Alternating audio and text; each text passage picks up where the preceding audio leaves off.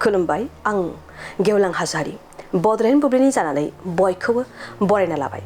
दिनै 23 अक्ट'बर 2023 नोंथांमोननो बड'लेण्ड बुब्लिया दिनैनि साना मानि थाखाय मिथिजायो एबा दिनैनि सानाव मा हाबाफारि फालिनाय जायो नोंथांमोननो फारि फारि बड'लेण्ड बुब्लिया फोरमायगोन।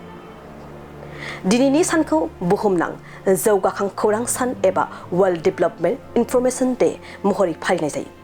बे सानखौ जौगालु जेंनाफोरनि फारसे मुलुगनि गोसोखौ बोनो आरो बेफोरखौ सुस्रांनो थाखाय गेजेर हायुंआरि हेफाजाबखौ गोख्रों खालामनायनि गोनांथिनि थाखाय फालिनाय जायो। बेनि अनगायैबो दिनैनि सानावनो national food day, United Nations day आरो वर्ल्ड ट्राइब डे महरैबो फालिनाय जायो।